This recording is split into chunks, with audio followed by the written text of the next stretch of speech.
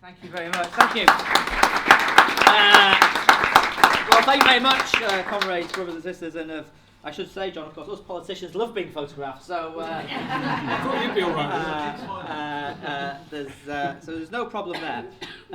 Finished on the infamous "did he say it, did he not say it" quotation, but certainly become attached to him in modern folklore. But he definitely did say that the NHS was a real piece of socialism.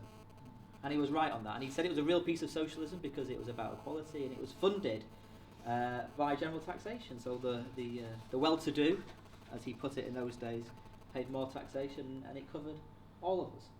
And in place of fear, the chapter on the NHS, which I think, strangely enough, his chapter in place of fear is actually more eloquent than any of the speeches he actually made at the dispatch box in the House of Commons, strangely enough.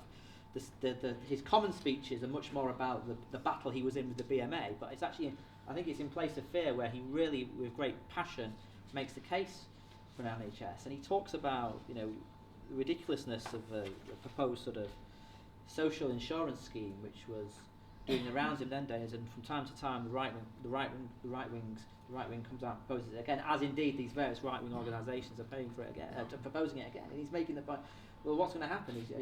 Is your treatment going to be denied because you haven't got enough stamps in the book? Because in them days it was stamps. You used to pay your stamps, of course. So I think, whether he said it or not, the point is that Bevan was inspirational in both creating a public NHS. His memory should be honoured. But actually, this is not about nostalgia. And we in the Labour movement love nostalgia. We do love nostalgia in the Labour movement. But it's not about nostalgia, because I actually believe, passionately and honestly, that when you look at the challenges facing us today, actually, the solution to those health challenges is an NHS along the lines that Bevan talked about. And I'll talk about it, I want to say this in a bit more detail, but I just want to say this. If you think about what's happening in society, we know where there's a bigger cohort of people living longer, when we know that we live longer with a whole variety of different conditions, diabetes, COPD, arthritis, you know that, I don't need to tell you all this, which is very different to the demographic of 1948. But it seems to me that that is the health profile of your population, then the last thing you want is a fragmented, marketised NHS, bouncing people around it from pillar to post. You actually want a unified national health service with national standards of care, publicly provided, publicly administered, and crucially, in this day and age, comprehensive and universal, not bits of it rationed off, saying it's forcing people to turn to the private sector because the NHS is no longer providing the treatment.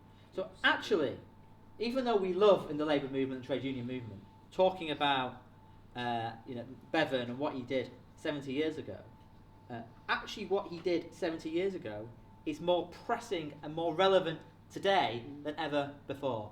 I genuinely believe that, which is why we have said as a Labour Party, working with health campaigns together, and I really couldn't do my job as a Shadow Health Secretary if it wasn't with the support that you and the help. When I say support, I don't mean sort of waving banners for me. I mean, the policy help, the research help, helping us come, because it's me and one researcher. I need expertise, and Tony and Keith and others, and I couldn't do it without your support. Although you quite rightly keep my feet to the fire as well. Right? You're like both my mentor and my tormentor, John. But when we look at what is happening, it means we have to sweep away this ridiculous Lansley Act, repeal the Health and Social Care Act, sweep away some of that legislation which has created this internal marketisation and constant tendering and constant outsourcing, or whatever word you want to use to describe it, and restore and reinstate a publicly provided, administered, universal, comprehensive NHS. And I know the sort of the fashionable phrase at the moment is to reinstate it. I'm more old-fashioned. I just want to renationalise it because I want to see these. I want to see these various services come back, and that's what we're trying to do as a Labour Party. That is the position we'll be going into the next general election on. I just want to reassure you that in the 2017 campaign, that if I'm frank and honest, we had to throw that manifesto was thrown together because a snap general election was called, and there were things that got into that manifesto which weren't quite the emphasis that I was hoping for. But that these things happen sometimes. There's no point that going into the complications of the manifesto drafting policy.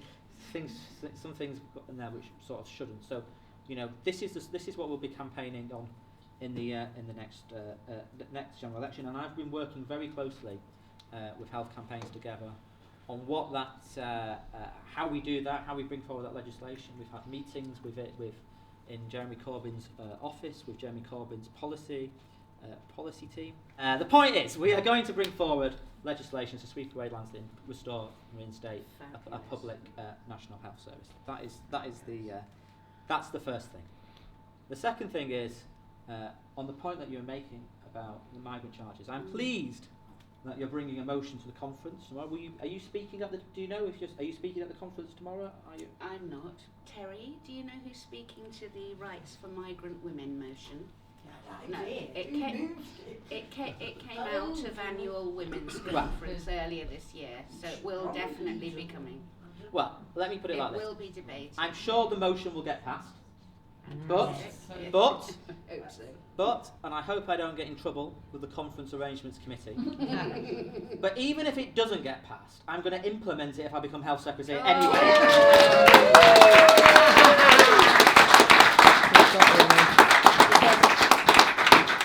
These requirements... That's on record. These requirements are foul, they are obnoxious, they are racist, they're about the hostile environment. I'm amazed at this figure that you said something about. It costs less than the NHS's station budget. I'm going to use that in my in some of my interviews and when I. But also, I mean, not only are they utterly unjust and as socialists we should fight them, but as you say, if you set up a charging regime like this in every hospital, what is next? What is next? If you have set up a proper charging bureaucracy for every hospital, right? What comes next?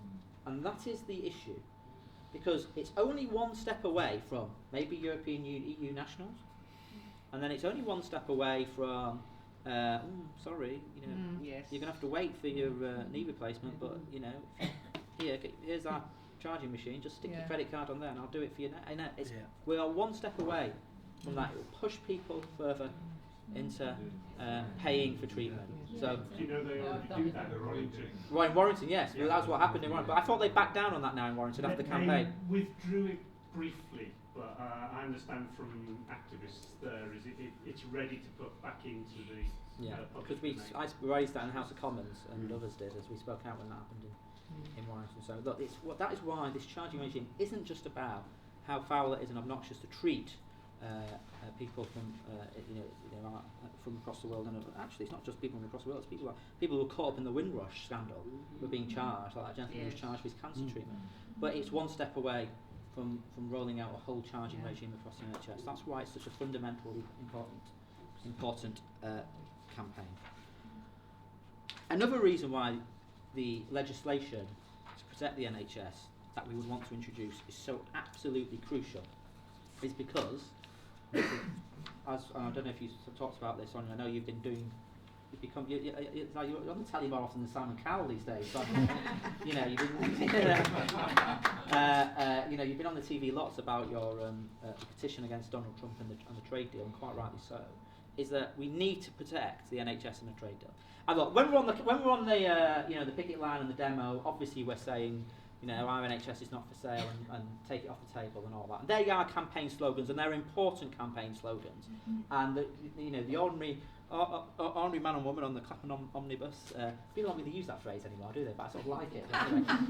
Anyway. They understand that. But if perhaps those of us who get into the more detailed side of health campaigning and politics know that the NHS is already for sale. Know that the US is already winning. Or US firms are already winning contracts, like the Priory Group, winning the mental health contracts. And the reason they're winning mental health contracts is because we've lost something like 4,000 mental health beds.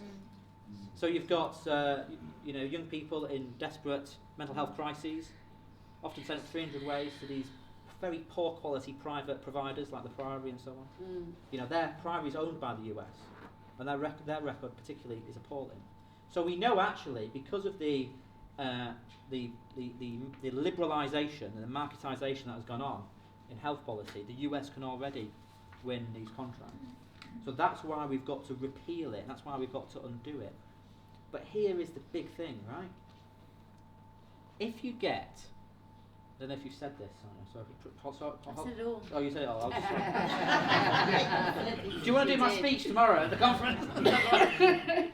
As you were probably saying, Sonia, sorry I missed you, is that if Trump gets a trade deal, it doesn't even matter if the NHS is not sort of on the table in that trade deal. It will lock in the current market or the current liberalisation of public services. And that means a Labour government coming in who wants to reverse the privatisation of the NHS. It means a US firm, if it feels that it is blocked from bidding for contracts and therefore losing market access and losing profits, will be able to sue the UK government effectively in an international tribunal, and there's no appeal process. Sonia did actually say exactly that. Well, anyway, it's been nice seeing you. And so good we heard it twice. and this is it. There's no appeal. Yeah. And what kind of taking back control is that? No. And that is why fighting a Trump trade deal is so important. And these international firms have done it. I think they did it to Slovakia. Was it Slovakia? Yeah. For you. Obviously, I think when Australia moved on public health, the cigarette companies sued Australia as well. So it happens. So it's really, really important that we win this battle on the trade deal. And then, of course, on top of that, the other reason why they want a trade deal is because they want to smash up the way our pharmaceutical markets work. I mean, there's problems with the way pharmaceutical markets work anyway. But they want to smash it up so the US pharmaceuticals can basically force us to buy their more expensive drugs. And here's the other thing: they want access to patient data. Yeah. And this is why the campaign on the integrated care organisations is so important, because what they want is they want to be able to suck out of the UK all the patient data, hold it on US servers, and the Amazons and the Microsofts and the Googles and all these people, they want to use that patient data, they want to manipulate that patient data, develop algorithmic and AI-based therapies and apps, which they then sell back to the NHS. They want to get control. The reason they want commissioning contracts is because they want the data. So they can start using the data to make decisions about what treatments and services to commission in an area. And this data point is becoming the really, really big thing that we need to be ready to campaign on. Because you've already got trusts doing separate deals, as you know, with the Google Minds of the world. And they're all presenting it as if it's a great deal. Oh, look, we've done this deal with Google Mind. It'll mean we'll be able to provide better cancer diagnostic services because there is some evidence that, AI can interpret, do cancer diagnostics. So, I'm not against technology. Of course, things always advance and so on. But it's about these organisations getting hold of the data, our data, and using it to make profit for themselves, that the NHS in turn becomes entirely reliant upon them. Because they're the ones who've developed the therapies and so on from our data. So that's why that bit is really, really, really important, and it's why this campaign for against the Trump trade deal is absolutely vital.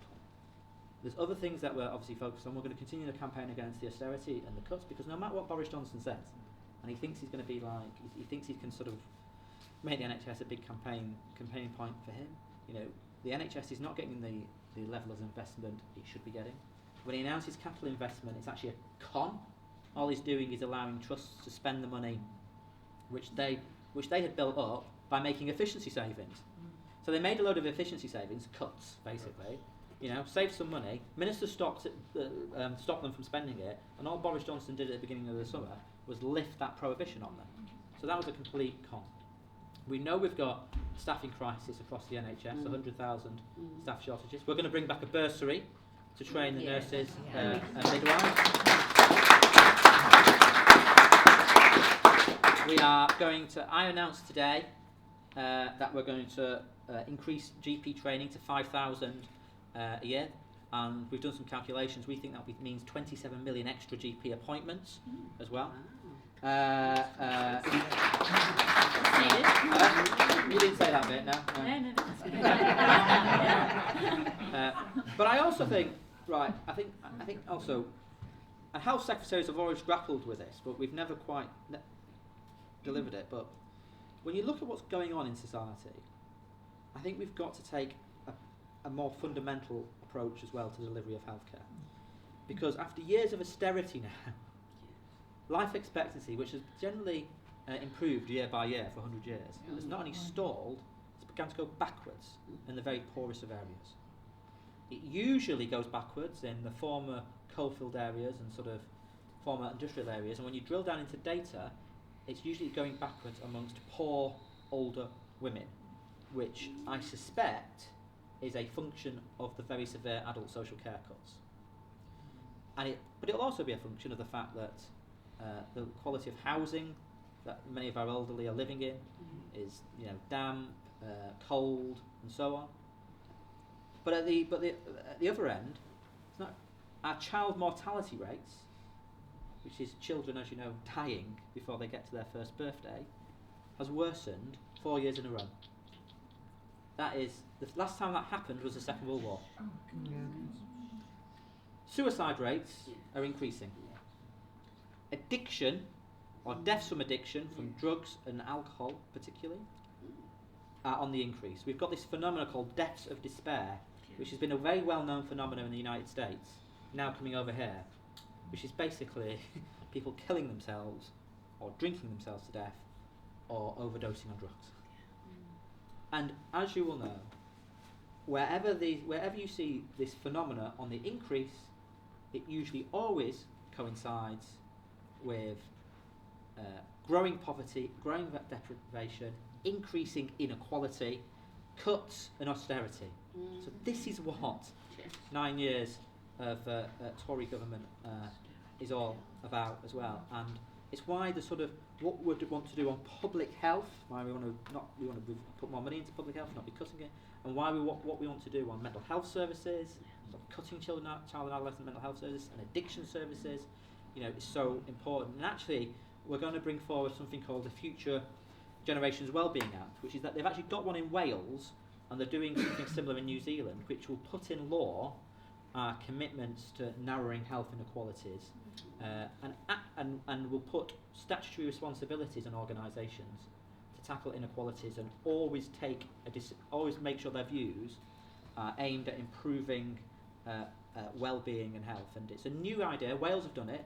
The Welsh government proposed expanding a motorway relief road, and they were challenged under the Future Generations Wellbeing legislation, and they came to the view that expanding this particular relief road does not improve well-being because it contradicts various environmental standards and air pollution standards. So I think this framework it's a new approach to doing things, but I want to do it in England. Could be quite dramatic if done properly. And on air pollution, by the way, I was saying something about this yesterday to coincide with the climate strike. Air pollution is killing 40,000 people every year in England. We've got the highest deaths for asthma for our young people in Europe. So we're going to introduce a Green New Deal for our NHS as well. Where practical, we should be having solar panels on our hospitals. We should have energy efficient cladding, energy efficient heating systems. We're going to move our fleet of ambulances and so on to low emission vehicles. I'm also going to plant 1 million trees across the NHS, which is a bit of a gesture, I admit, but I think it's a nice symbol of how we want to green our NHS. And actually for mental health hospitals, it's got a very important therapeutic value as well. And there are some hospital mental health providers who not only have planted trees, also have planted crops. And I think this is really important because we've seen the scandal of hospital catering, where tragically it was about 7 people died from this area. Increasingly, where hospital catering has been outsourced, nutritious meals have been replaced by sort of sandwiches and soups. And maybe even if they've got the land and the ability for some of these smaller hospitals to have some of their own crops, particularly these mental health trusts, I think that's a really important thing to do. So look, we've got a big agenda on a lot of these issues. It's really important that we continue the campaign. I know, as a campaign group, HCT is not party political, but there's certainly a general election coming soon, and I think it's important that we're getting the messages across about how we need to get rid of this Tory government, need to get rid of Boris Johnson, not only because of the danger of the Trump deal, but because the privatisation agenda will just run rampant if he gets a majority, and we've really got to block that. So that's just a quick run through of some of the issues we are dealing with at the moment. But thank you very much, and it's always good to have your support, friendship, and